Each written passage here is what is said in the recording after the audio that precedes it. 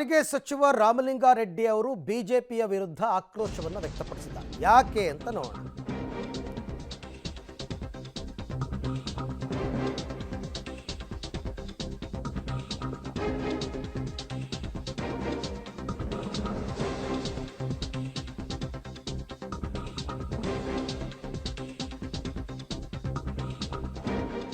ಪುಕ್ಸಟ್ಟೆ guarantee ಕೈಬಿಡಿ, ಅಭಿವೃದ್ಧಿ ಮಾಡಿ ಅಂತ ಬಿಜೆಪಿಯವರು ಒಂದು ಅಭಿಯಾನವನ್ನು ಶುರು ಮಾಡಿದ್ದಾರೆ. ಅದಕ್ಕೆ ರಾಮಲಿಂಗಾರೆಡ್ಡಿ ಅವರು ಟಾಂಗ್ ಅಲ್ಲಪ್ಪ, ಶಕ್ತಿ ಯೋಜನೆಯಲ್ಲಿ ಉಚಿತವಾಗಿ ಪ್ರಯಾಣ ಮಾಡ್ತಿರೋ ಮಹಿಳೆಯರ ಶಾಪ ಬಿಜೆಪಿಗೆ ತಟ್ಟುತ್ತೆ ಅಂತ ಹೇಳಿದ್ದಾರೆ. ಈಗ ಅವರು ಪುಕ್ಸಟ್ಟಿ ಅಧಿಕಾರಕ್ಕೆ ಬಂದರು, ಪುಕ್ಸಟ್ಟಿ ಏನು ಜನಕ್ಕೆ ಕೊಡಲೇ ಇಲ್ಲ ಅವರು ಅಲ್ವಾ. ಈಗ ಬಿ ಜೆ ಪಿಯವರು ಅವರು ಕೆಲಸ ಮಾಡಲ್ಲ, ಕೆಲಸ ಮಾಡೋರಿಗೂ ಬಿಡಲ್ಲ. ಆಮೇಲೆ ಆಗೋದಕ್ಕೆ ಹರಕತ್ತು, ಆಗದಿದ್ದಕ್ಕೆ ಕುಮ್ಮಕ್ಕು ಅಂತ ಬಿ ಜೆ ಪಿಯವ್ರ ಕತೆ ಅಲ್ವಾ.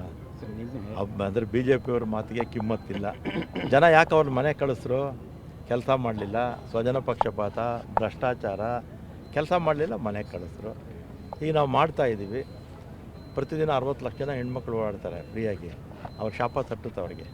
ಇದೇ ಥರ ಅವ್ರು ಕಾಮೆಂಟ್ ಮಾಡೋದು.